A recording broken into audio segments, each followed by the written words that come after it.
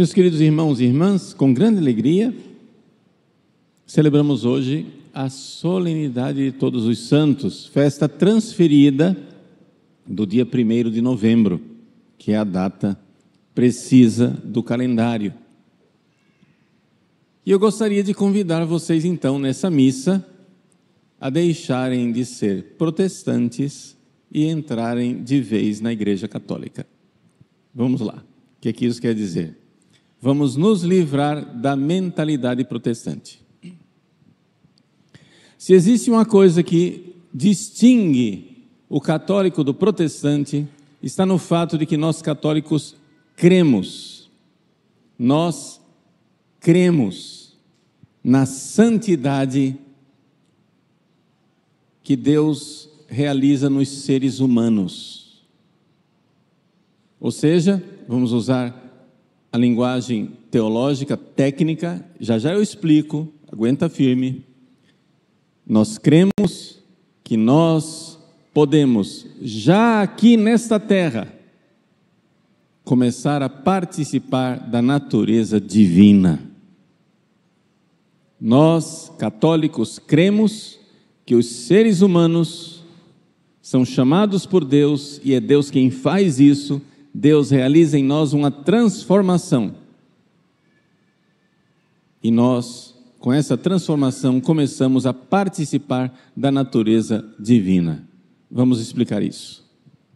Vejam só, primeira coisa, o que aqui nós não cremos? Nós não cremos como creem os protestantes. Os protestantes acham que nós somos pecadores, ponto e acabou. Não é? Eles ficam irritadíssimos quando você chega e diz assim, São João, Santo Antônio, Santa Teresinha, que santo nada, é um pecador como nós, e ficam irritados com isso. Mas acontece que isso é fruto do desespero do pobre do Lutero, que desacreditou na santidade. A vida do Lutero, nesse sentido, é um desastre, coitado. Ele perdeu a fé na santidade. Mas o que é que nós católicos cremos quando nós dizemos que uma pessoa é santa? Para a gente entender a santidade, nós precisamos partir de Jesus. Quem é Jesus?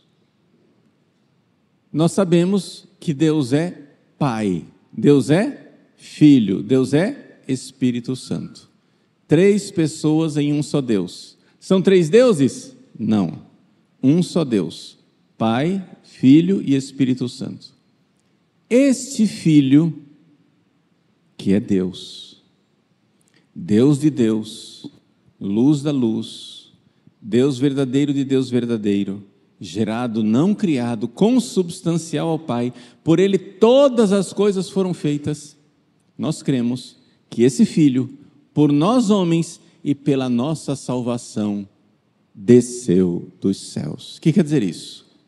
Quer dizer que Deus fez, Deus criou para Ele, para a segunda pessoa da Santíssima Trindade, uma natureza humana, corpo e alma, igual ao nosso, igual a nós em tudo, exceto no pecado. Isso quer dizer o seguinte, que a partir daquela visita do anjo Gabriel à Virgem Maria, mãe de Jesus, a partir dali, a partir do momento que ela disse, eis aqui a serva do Senhor, faça-se em mim conforme a sua palavra, a partir daquele momento, um homem começou a participar plenamente da natureza divina. Homem, mas participando da natureza divina. E aí a gente precisa então explicar o que é natureza divina. Natureza é um conceito filosófico que foi usado pela primeira carta de São Pedro.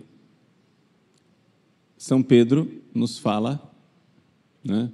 Primeira ou segunda carta, agora me veio a confusão na cabeça. Tudo bem, depois você olha lá na Bíblia. São Pedro diz que nós somos consortes, ou seja, participantes da natureza divina.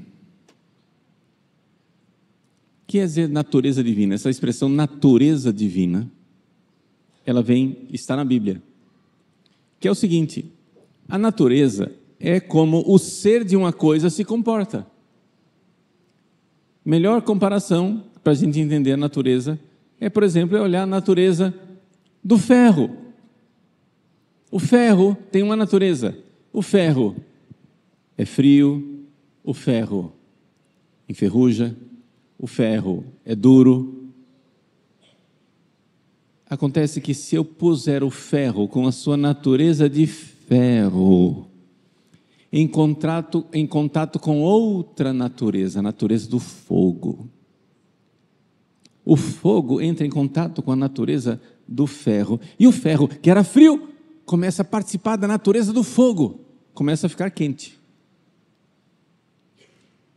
O ferro, que era enferrujado, começa a participar da natureza do fogo, ele se purifica.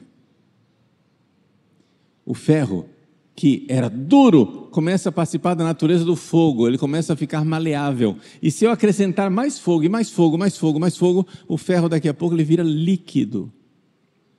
Daqui a pouco, ele, que antes era opaco, não tinha luz, ele está emitindo luz, ele está brilhando.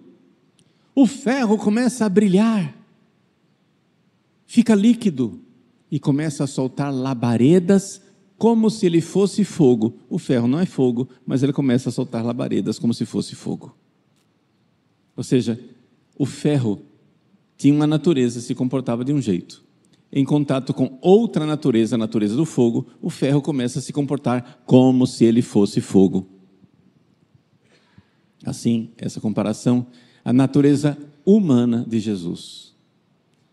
Em contato com a pessoa divina do Filho eterno, Deus e Deus, luz da luz, Deus verdadeiro de Deus verdadeiro, o Filho eterno em contato com a natureza humana, aquela natureza humana começa a se comportar de forma divina. Jesus é homem, mas é homem que se comporta divinamente, com a santidade do próprio Deus. Nós olhamos para Cristo e vemos o amor infinito de Deus numa natureza humana. Um homem, corpo e alma, como nós, se comportando como Deus. Participante da natureza divina por um mistério que nós, em teologia, chamamos união hipostática. É a maior e mais perfeita união que possa existir. União criada, evidente.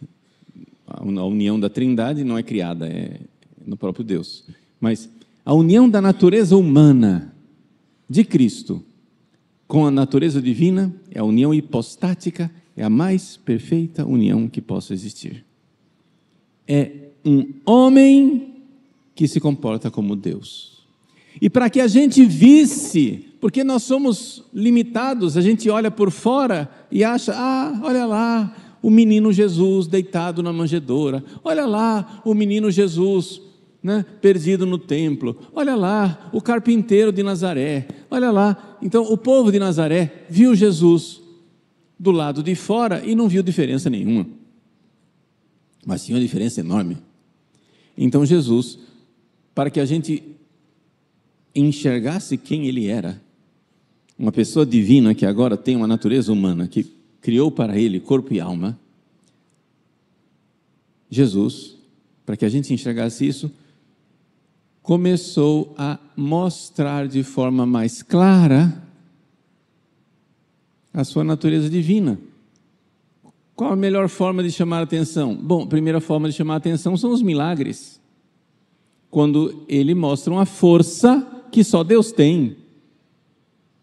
Quando ele ressuscita os mortos, quando faz os cegos voltarem a enxergar, quando faz os leprosos serem curados, quando faz os aleijados caminharem, quando faz, né, com que as pessoas fisicamente tenham manifestações de uma força que vem do alto. E aí, para que a gente enxergue isso, as pessoas começando a olhar para os milagres que Jesus fez, aquela natureza humana que manifestava aquele poder divino, as pessoas começaram a prestar atenção em outra coisa, a sabedoria dele. O pessoal ia atrás de milagres, o pessoal ia atrás de exorcismos, porque Jesus também, com poder divino, com o dedo de Deus, expulsava os demônios. Milagres e exorcismos, milagres e exorcismos, milagres e exorcismos, como um farol para chamar a atenção. Opa, pera lá, mas o que é que ele está dizendo? Opa! A partir do momento que eles começaram a prestar atenção no que Jesus estava dizendo, eles começaram a ver que ele falava não como homem. Ele tem uma autoridade que os fariseus não têm. Ele fala com uma palavra, uma sabedoria divina. Porque ele não é um profeta. Ele é o próprio Deus, a própria palavra de Deus que se fez homem. A palavra veio falar nossa linguagem humana.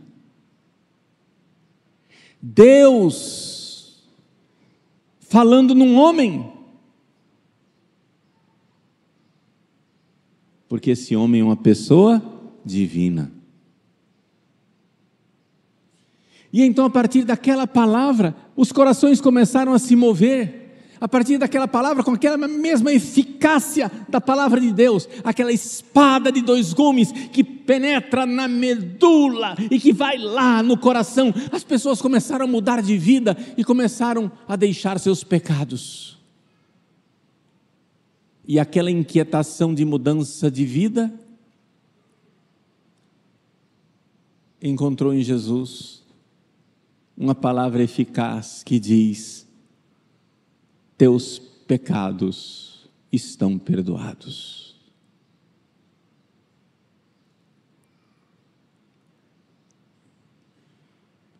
E para provar que ele podia perdoar os pecados, ele perdoou os pecados de um aleijado, carregado pelos amigos, que foi descido do teto.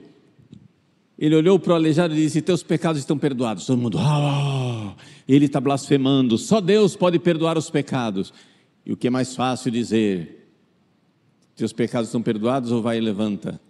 Então, para que saibas que eu, que sou Deus, que criei para mim uma natureza humana, e que estou aqui como homem, mas eu sou uma pessoa divina, levanta e anda. Sinal externo para mostrar o perdão interno, invisível. Então Jesus começou a mostrar não somente que ele era Deus e que ele participava da natureza de Deus, ou seja, não somente que ele era fogo e que aquele ferro, a natureza humana, participava do fogo divino, mas ele começou a mostrar que ele também queria que nós participássemos disso. Ele queria que nós fôssemos santos nele, que ele queria que nós tivéssemos contato com o fogo dele e que pudéssemos amar como ele amou. Começou perdoando os pecados, ensinando a sabedoria. Depois ele morreu na cruz, nos salvou, ressuscitou ao 3º dia, subiu aos céus, de lá enviou o Espírito Santo. E em Pentecostes,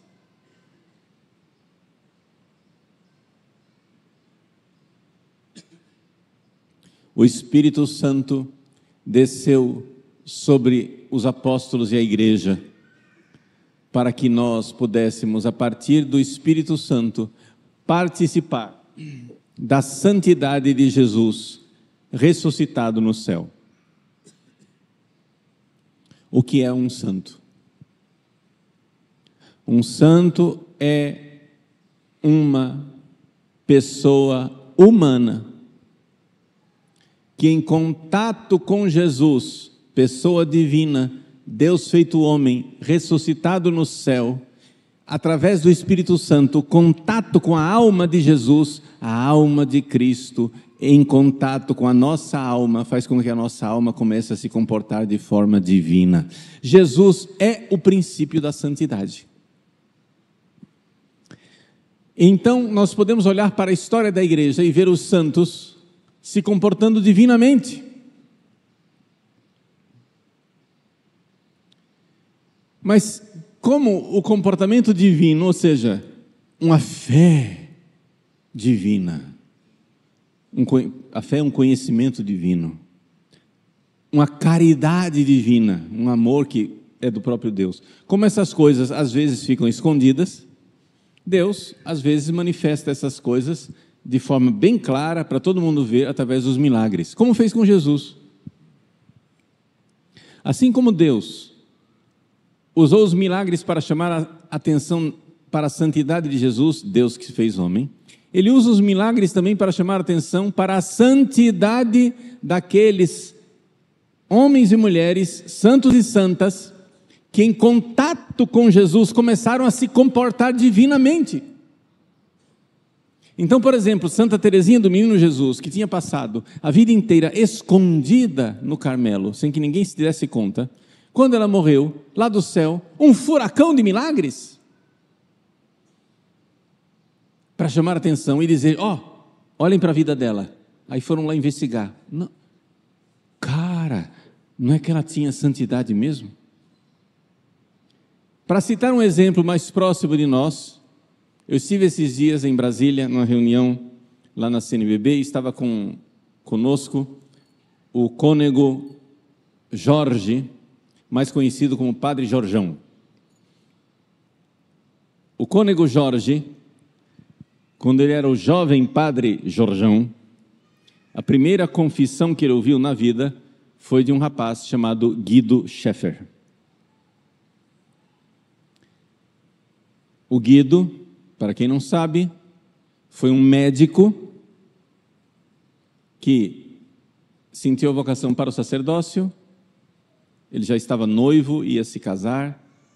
No Dia Mundial da Juventude, se sentiu chamado por João Paulo II.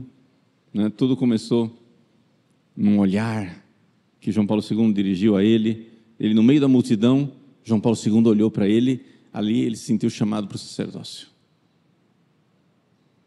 Largou a noiva, entrou no seminário. Quando faltava um ano para ele ser ordenado padre, com 33 anos de idade, ele que praticava o esporte do surf, morreu afogado. No dia 1º de maio, morreu afogado. Tchau, pronto, acabou. Mas Deus quis chamar a atenção para este jovem, seminarista, médico, jovem, com 33 anos de idade, para mostrar que ele era santo de verdade. E começou a fazer milagres. Um dia tinha um menino nadando na praia lá no Rio de Janeiro. O menino quase morreu afogado. O pai foi atrás do menino. Meu filho, o que aconteceu? Pai, eu estava afogando, mas veio um homem, me tirou da água e me colocou aqui na praia. Nossa, cadê esse homem? Não sei. Olharam para o chão, tinha uma medalhinha de Nossa Senhora. Vamos agradecer a Nossa Senhora porque você foi salvo. Aí foram em Ipanema, a igreja de Nossa Senhora da Paz, onde está enterrado o Guido Schaeffer. Quando chegaram lá, viram o túmulo do Guido, com a foto do Guido, o menino chegou e disse, pai, foi esse homem que me salvou. E o padre Jorjão dizia, olha, nós estamos no processo de beatificação do Guido, a dificuldade é a gente escolher o milagre, porque tem tantos. É tanto milagre, que a gente não sabe qual escolher. Tem o constrangimento da escolha. Qual milagre nós vamos apresentar para a beatificação dele? E aí você vai então ver esses milagres, vamos ver a vida, a oração. Guido passava a noite em vigília. Rezar para ele e passar uma noite inteira em oração era nada. a vida mística era evidente. Muitas vezes ele estava na igreja, coisas aconteciam dentro da igreja, ele estava tão absorto na oração, que as pessoas diziam: mas você não viu isso? Não vi. Ele era arrebatado na oração, que ele não notava o que estava acontecendo ao redor.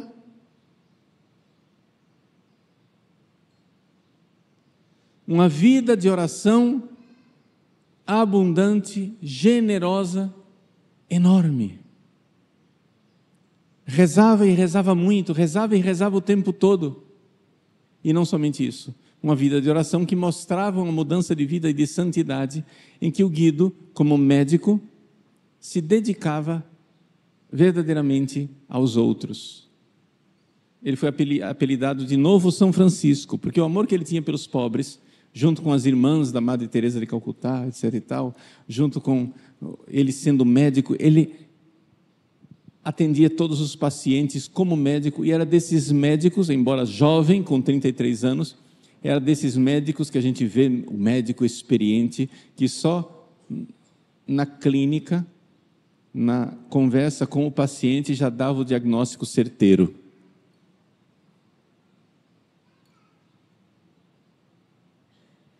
Algo de ciência infusa nas coisas.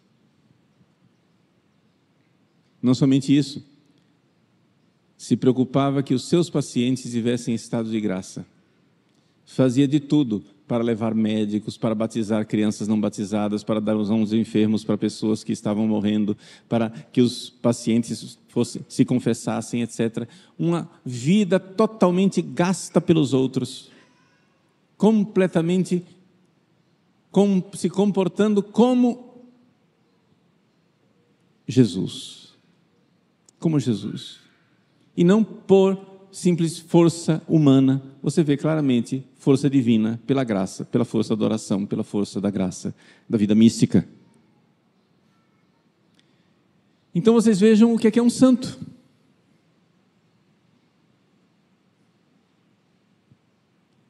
Hoje nós celebramos a solenidade de todos os santos. Eu iniciei essa homilia convidando você a sair do protestantismo. Bom dia, nós somos católicos. O que é que um católico crê? O católico crê que nós não vamos ser salvos simplesmente como acham os protestantes. Eu tive fé, eu continuo profundamente pecador e vou entrar no céu disfarçado de justo e de santo, mas é só um disfarce, é só a embalagem externa, porque no fundo, dentro, eu sou pecador, eu sou podre por dentro, bonito por fora. Não, senhor. Nós católicos cremos na santidade, e para que você não se engane, santidade significa participar já nesta vida, em grau maior ou menor, da natureza divina. Ferro frio, opaco, enferrujado e duro, em contato com a divindade de Cristo ressuscitado, Deus que se fez homem, começa a se comportar de forma divina, como Jesus se comportava de forma divina, com uma caridade imensa, com um conhecimento de Deus, de uma fé que tudo transforma, se comportando de forma divina, não mais ferro frio, quente de amor, não mais opaco, luminoso, que brilha e mostra a glória de Deus, não mais duro, mas maleável, mais do que maleável, líquido, totalmente dócil à vontade de Deus, não mais enferrujado e cheio de pecados, mas puro como o fogo mais puro. O fogo de Deus que tudo purifica. Isto é a santidade. O contato já aqui neste mundo, já aqui, e no céu muito mais, mas já aqui nesse mundo, com a natureza divina, por contato com a alma de Jesus ressuscitado. Jesus é o projeto pleno e acabado da santidade. É Deus se fez homem para que a natureza humana se comporte de forma divina. E em contato com a natureza humana de Cristo, com a sua alma, pelo poder do Espírito Santo, nós vamos nos transformando, nós vamos nos comportando divinamente. Esta é a santidade, que começa já aqui na terra. Nós hoje celebramos, não somente o fato de que existem santos no céu. Claro, só entra no céu uns santos, mesmo que tenha que passar por longos anos de purgatório. O purgatório é para terminar a santificação daqueles que não completaram o processo aqui na terra. Que se você não foi santo plenamente, vai ficar no purgatório. Mas nós celebramos o fato de que milhares e milhares, miríades e miríades de homens e mulheres já aqui na terra participaram da natureza divina. E muitos em grau excelente, muitos em grau admirável, muitos em grau surpreendente. Nós cremos. Não tem somente essa mesquinharia e essa preguiça que você vive.